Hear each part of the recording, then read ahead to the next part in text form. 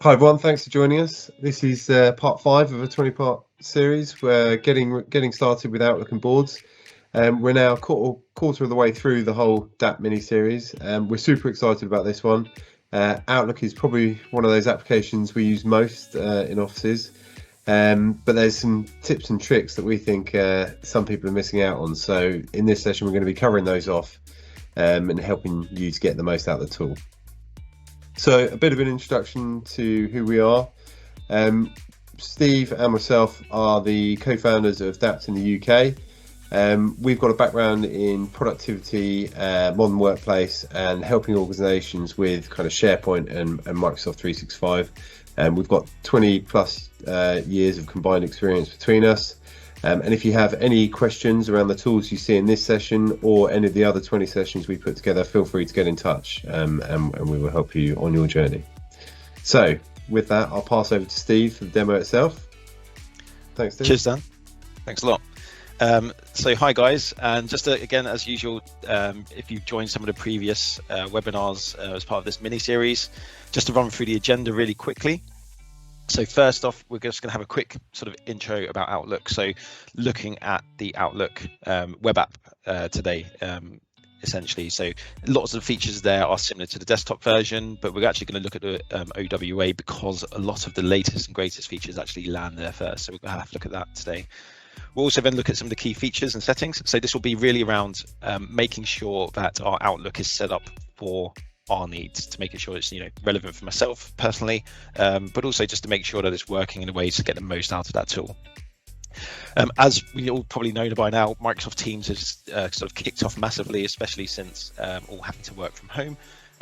So working in groups within Outlook is something that is probably something you don't know too much around. So we're going to have a look at that as well, just to make sure we understand how to get the most out of it.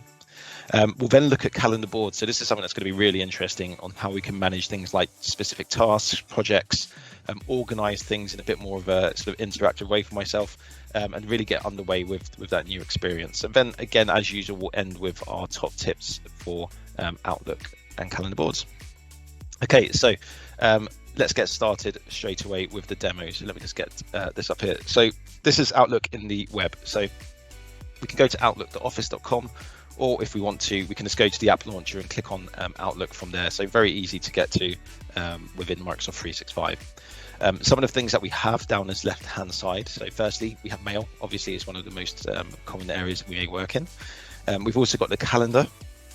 So if I jump across to the calendar, and I just switch to my working week, what we'll see there is, again, the similar experience we have on the desktop.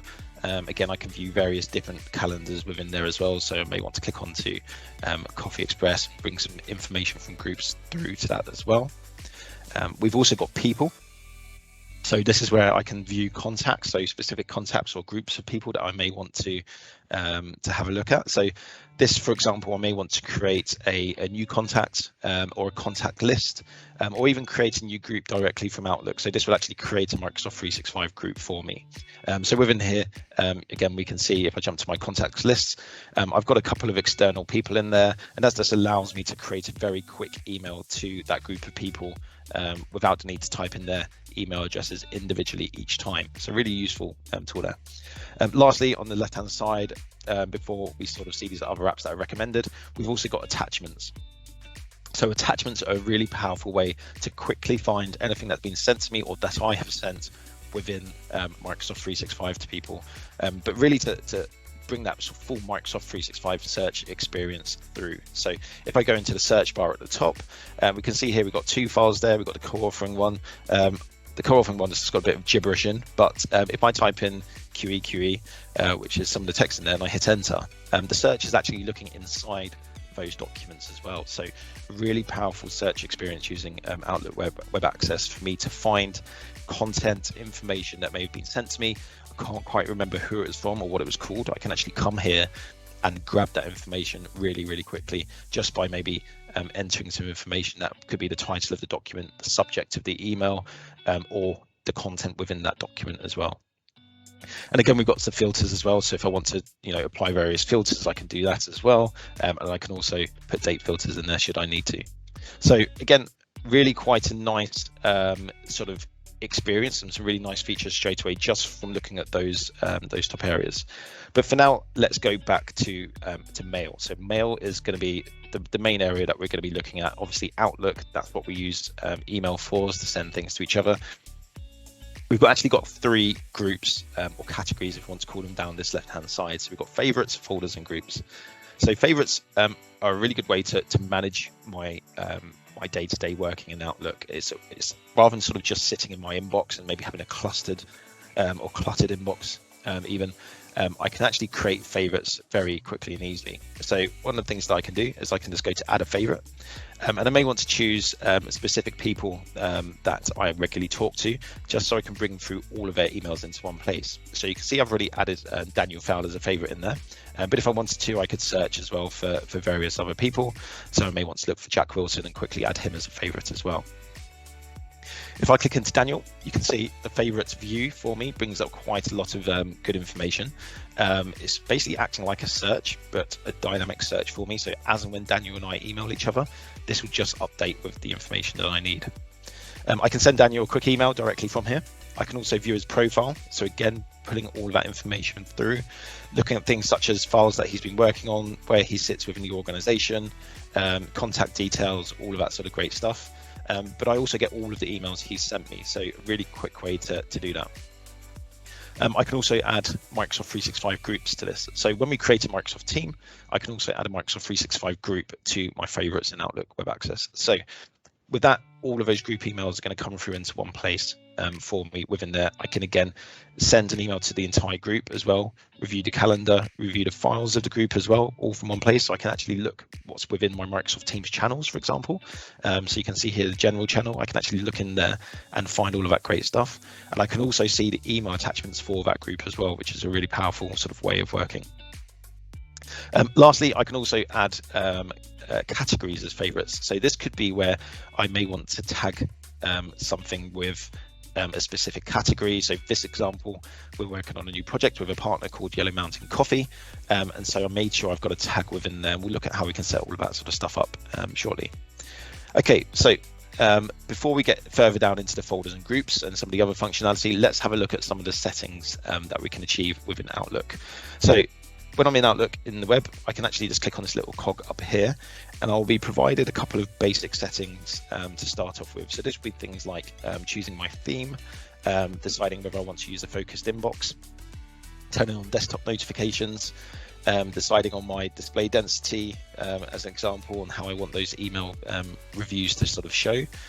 I can also look at conversation view if I wanted to. So again, conversations sort of bring all of the emails that are within the same topic, so the replies and forwards, all of that sort of stuff into one place for me. Some people like it. I actually prefer to turn it off and just have my emails in one view, but that setting is there if you want to use it. I can also choose where I'd like the reading pane as well, so whether at the top or to the right hand side. And again, I generally work with the default, which is over to the right hand side. So there's some of the basic settings, but if we go into this little link down here, we can actually launch the full settings experience for Outlook. So we've got some really, really good bits of functionality within here. So some of the first stuff is, again, looking at layout.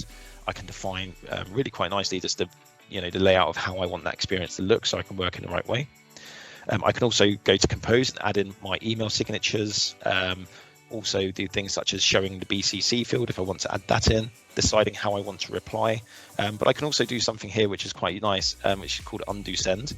Now what this will do is when I send an email, it will actually pause for a specific period of time before it actually sends it. So if I need to quickly resend it because I've made a mistake, I can actually turn that on and record that message very quickly. So if I jump across to over to here, I've actually got an email subject, oops, didn't mean to send this. I'm going to go click on send and send that to Daniel. But you can see down there it's not actually sent. So I've got the option to undo that quickly before it's sent, and that gives me 10 seconds to actually cancel that. So again, it's a really nice way to say, if I send it, I'm more often, that's happened to me in the past, I've clicked send, but I've straight away thought, oh, I didn't mean to send that, I've not finished typing. That option gives me the opportunity to record that message before it is actually sent. So it will sit within my pending sent items. Okay, let's jump back to settings now and go back to the all Outlook settings. I can also look at things like attachments. So again, you may have seen that warning message when you have maybe been talking about, here's the file, but you've not actually attached anything, that's how you can turn that on and off. So again, if you get a bit fed up or annoyed at that message, you can turn it off there. We can also look at rules as well, and rules are a really good way to keep your inbox clean and tidy. So we may want to create some folders to store information in, and actually what we can do with rules is actually say on specific emails coming in where they contain information in the body or the subject, I want them to be either tagged or moved to a folder. So if we have a look at this rule here, we can see I've got a rule called Yellow Mountain Coffee, and my condition is saying when the subject or the body includes the text Yellow Mountain Coffee, I want to categorize that with that tag, that label there. So I can change different categories there, add a new category if I wanted to, but I want to tag it with that category that I've set there. And then what I can also do is to say stop processing that rule. So for example, if I've got multiple rules running in parallel, I can say do the first rule and then stop. And I can also run that against any old items in my inbox as well. So if I actually want to then go and tidy up my inbox, I click onto that, click save, and that will tidy up my inbox for me. Okay, so we're just going to ignore that one because that's already set up for me. I can just discard that. We've got things such as junk email, so I can sort of sort out who's on my safe senders domain, or if I'm getting lots of spam, I can actually just block those as well. So that's quite nice to know that. I've also got customized actions. So this is actually quite a nice way to really tailor those quick actions in Outlook for me. So within here, I've got the quick actions. So what would I like to use most frequently? So obviously delete the email, maybe pin that email to the top, flag it or move it to the folder. I've also got the option for the message as well. So what do I want to see when I select a message to read? So I might want to include something such as find time, which is a really powerful tool, or share to Teams. Again, really nice. If I've got some important emails coming in from the client, I could actually share that to Microsoft Teams, and that will go into the channel for me as well. And then lastly, down the bottom, we've got what would I like within the toolbar. So again, I can add various things in here, such as, polls, find time if I want to, whatever it is, I can add that into there, and I can just click save, and that's handled for me. Okay, some of the last sort of little bits we have as well. So we've got things such as some general settings up here. So this could be where I want to set up notifications, also mobile devices. So for example, if I want to check what mobile phones have access to my email, I can go into there, and then I can either do things such as delete that device. I can wipe the data from that device if I lost my phone, for example, very quickly. So I can actually remove the content from my sort of iPhone or Android phone very quickly from here as well. So really sort of useful way to do that. And again, obviously, as you probably want to know, if you are going away on holiday or you're off on sick, again, we have the standard sort of automatic replies within there as well. So sort of quite a lot of nice settings within there that we can use. It's really sort of a powerful area to have a look at when you're using the Outlook in the web. And again, a lot of these features are available in the desktop client as well. So we're just looking at the web access for now because it's got the calendar board functionality within there.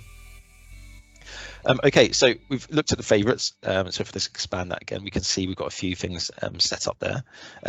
We've also got the options to do things such as find time. So we added some of those customized actions in there.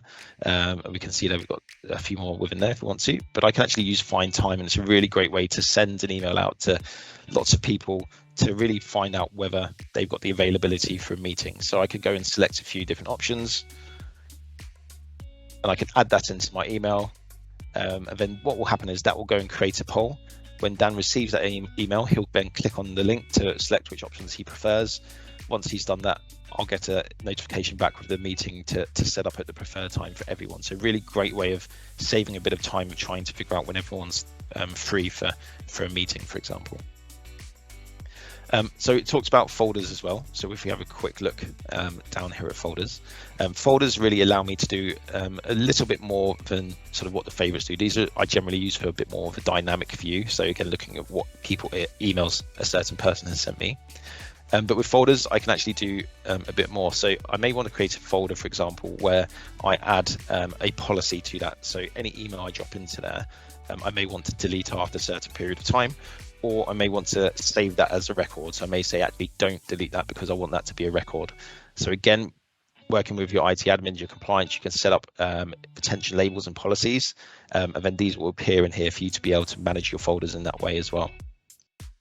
One of the other things I can do with a folder, if I create a folder here, I can also go to permissions. and I can view the permissions of that folder and also set things within there for maybe Dan to be able to do. So if I've got emails that are coming into me, I may want to just automatically create a rule that puts them in the shared with Dan folder. And because Dan's got access to that folder, he will see those in his own Outlook client as well. So a really nice way for me to just automatically keep Dan up to date, maybe on a specific subject or project. I don't have to keep on forwarding him emails each time. I can just get Outlook to do that for me and save a load of time there. And again, we've got the option to decide what he's able to do. We have some default built-in ones there, so I may want Dan to be a contributor, for example, if this goes to Dan, but he's a reviewer there for now. If I make him an owner, he gets all of those bits of functionality to be able to sort of create items and sort of delete items as well. Okay, so if we keep going down this left-hand side, we've also got groups. So groups are essentially your Microsoft 365 groups that get created when you create a Microsoft team, for example, or a planner plan, or even if you're creating it as a sort of standard SharePoint team site. So with that, we'll get a Microsoft 365 mailbox. And if I go into the Coffee Express one as an example, you can see here all of these emails that get sent between us as a team. Everyone will have access to those and can be notified of those as well. So I can quickly sort of send an email to the group. As mentioned, go to my group files where I can see all of the files there. I can also go to my group calendar, so that will launch the group calendar for me, and I can see any events that are happening for the group as well. So really sort of nice way to get that access. I can also click onto the sort of the ellipsis just to the right, and I can actually view a few of the other settings as well. So if I want to go to the Teams, the planner, I can go to that. I can also jump to the site as well, so I can actually get some quick access directly from here. If I click on settings, one of the things I'll get here is the option to follow the inbox. So again, if I want to make sure that I'm alerted to all emails that are happening for that group, I can actually click on receive all emails and events. I'll be alerted to that. I can also manage connectors to that as well. So if I just jump into connectors, I may, for example, as part of my Microsoft 365 team, have a Yammer group set up where we're doing some news, some events and things like that. So what we can actually do when we go to here is I can actually link this to a specific Yammer group as well. And once we do that, I go into manage to show you some of the settings there. What it will actually do, it will say, which group would you like to be notified of any new posts? What would you like to have notifications for? So maybe just announcements or all messages, for example. Again, I can get notified of specific users, specific keywords, and I can also do a digest. So I can say, how often should I be sending those emails into the group mailbox? And now that could be for every single message if I want to, or I've got the option to do sort of like a daily summary as well. So sort of a really useful way to integrate Yammer and Outlook as well, to make sure people are notified of those sort of things there. So I'm just going to jump back to here. So again, we're still within the Coffee Express group. If I just jump back to the settings again, I can also do things like edit the group as well if I want to. So this is where I can update whether guest access is allowed, but even to the point where are external people allowed to email the groups. So again, I can let people outside of my organization email into that group as well. So that can be really useful if we're working with partners on a specific project. Okay, so let's just go off that one. Okay, so one of the things that we also want to have a look at is obviously boards. Calendar boards are quite an exciting sort of bit of feature. And the way you access them is you actually go to your calendar over on the left-hand side. And then in the view where you've got the option to change the sort of the dates and how you want to view that calendar, you notice here we've got something called board.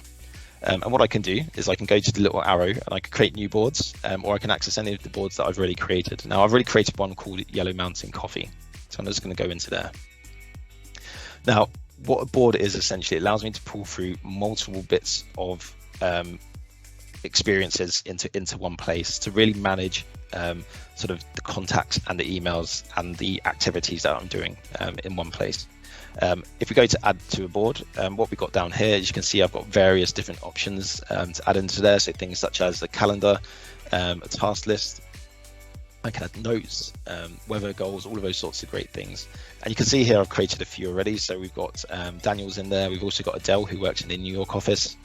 We've also got a couple of goals in there that we're looking to achieve. We can also send emails to the board. So one of the things that I can do, if I go back to here and I go to my mail, let's go to my inbox.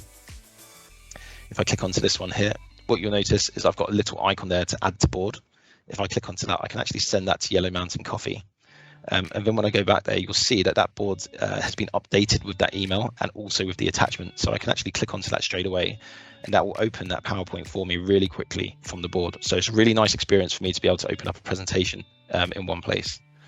I'll just close that down. So my screen resolution is a bit higher.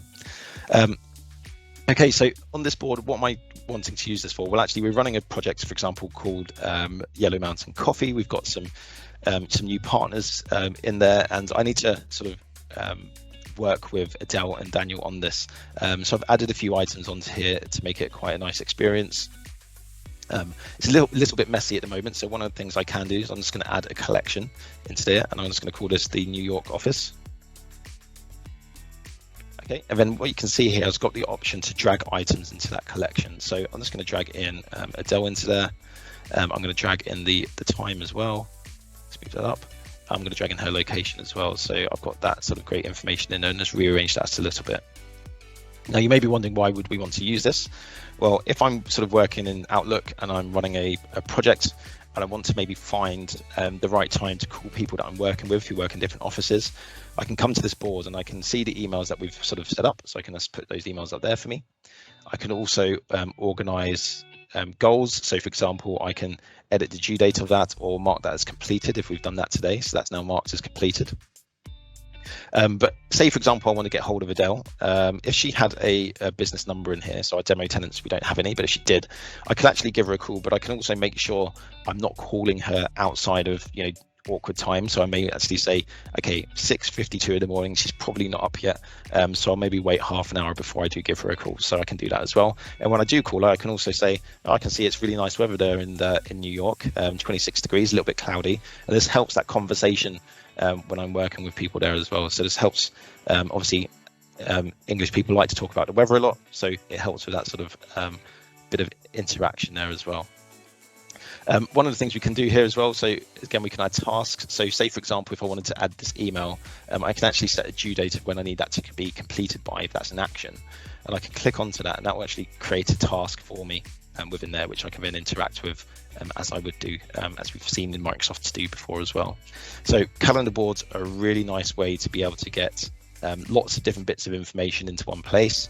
It's really quite a powerful tool there as well. So again, if I want to, I can open that in a new tab just to read that email as I want to. And then if I wanted to as well, maybe anyone who's not in the board, or if someone, for example, hasn't seen the email, I can also share that to Microsoft Teams using my connector functionality, and that will actually post this email with the attachment, for example, into Coffee Express General. And I can say here, hi guys, in case you missed this. I can share that, and then that will post directly into Microsoft Teams, and everyone who's in Microsoft Teams will receive that notification with the attachment as well. So again, really nice way to work in Outlook.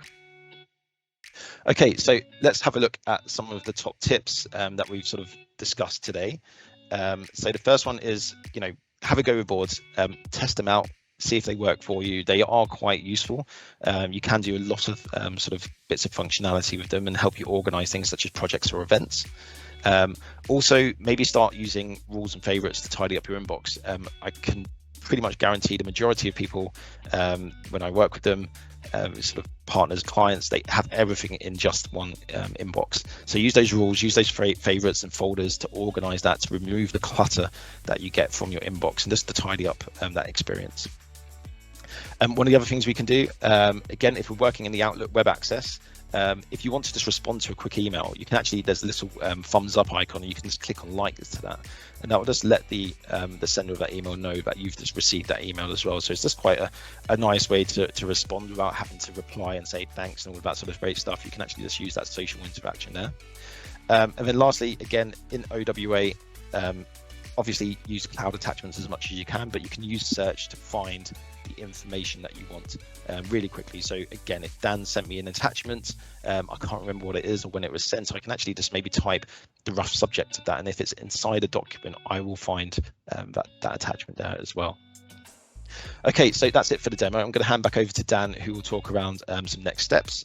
But I hope you found that useful, insightful. Again, we do record all of these sessions, so they will be available within the event channel and then eventually on our YouTube channel as well. Brilliant. Cheers for that, Steve. So thanks to everyone who was able to make today's session. I think there's some great tips in there, so hopefully you found them useful. As always, we love a bit of feedback, good or constructive. So if you've got a moment, you can scan that barcode you can see on the screen, the QR code, and that should take you through to one of our Microsoft forms where you can leave us some feedback. At the end of this series, we will be entering everyone who left feedback into a prize draw, so definitely worth doing. So next up is part 6 of our 20-part series, and this is going to be on working effectively with My Analytics. So this is a great tool. I don't think it's widely used, and there's actually quite a lot of kind of hidden features that we're looking forward to showing you. So definitely join us for that one. Just showing you the whole schedule here. So we've already covered off 5. If there's any in there that look interesting, the ones that we've done will be on our YouTube channel. But join us for some of the future ones. There's some popular tools in there, but also some of the lesser known tools that we think people should be using a bit more. So join us for one of those sessions, and we'll be giving you tips and tricks on how to get the most out of these tools within Microsoft 365.